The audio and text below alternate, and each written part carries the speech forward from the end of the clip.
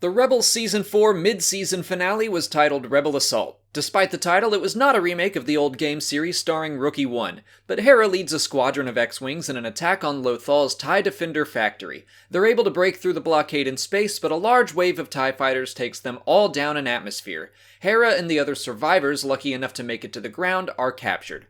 I was pretty impressed by the space battle that opened up the episode. Of course, it's great to see the X-Wings make their first appearance in the show, but I wish we knew how they came to be part of the Rebel fleet. We got origin stories for the B-Wing and Y-Wings, and having the X-Wings be absent for so long made me think we'd get an episode about their capture or something.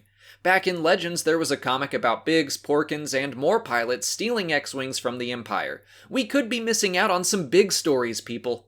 I'm glad the Empire seemed mostly capable throughout the episode. The Rebels were able to break through the blockade because of Captain Scarus refusing to follow Thrawn's orders, and even then Thrawn gave him a chance to turn back before firing on him. I like seeing the Empire not treat their soldiers as expendable. I also understand Scarus's desire to take down Hera himself. It was the wrong choice, but not one that seemed out of character just for the sake of the plot. Even though the X-Wings broke through, they were all immediately taken out in the skies above Lothal. I have to say I'm relieved their attack didn't succeed. I said last week they should not have a major victory of any kind before Scarif. First of all, Scarif is known as the Rebellion's first major win. Second, losing here is only going to solidify the Rebel leaders thinking that open war is not possible against the Empire.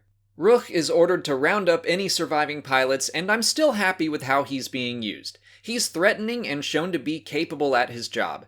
He finds Hera just as she comes to help Mart Matin, who's back from Iron Squadron. I really didn't like that episode of Season 3, but I'm glad the character hasn't just been forgotten about. I was also surprised they straight up destroyed R3. And side note, for some reason Mart has the word Sammy written in Arabesh on his helmet. I'm not sure why, maybe it's to show that the Rebels are having to recycle supplies for new pilots.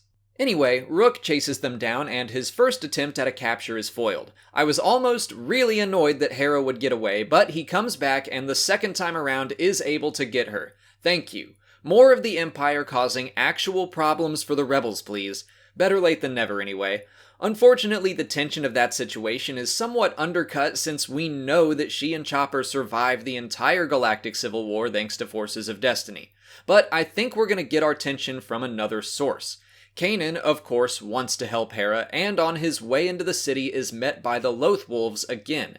He asks what they want, and again the wolf says doom. But this time, according to the subtitles, it's D-O-O-M and not his last name. Kanan says he understands, and I'm glad someone does because I sure don't.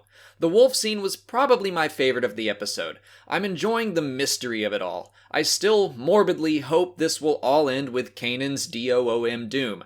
Even though it's something I've said needed to happen since Season 1, it never really occurred to me that Filoni may have been hinting at his death all along with Caleb's original last name. Rebel Assault was a good episode. I do wish it were a little more eventful considering we won't be getting the rest of the season until next year, but I have a feeling there will be some connections to The Last Jedi that'll be better saved until after the film. What did you guys think of the episode? Let me know in the comments. If you want to see my other Star Wars Rebels Season 4 reviews, check out this playlist here. If you haven't already, please like this video, subscribe to the channel, follow me on Twitter, Instagram, and Facebook, and consider checking out my Patreon page. As always, thanks for watching, and may the Force be with you.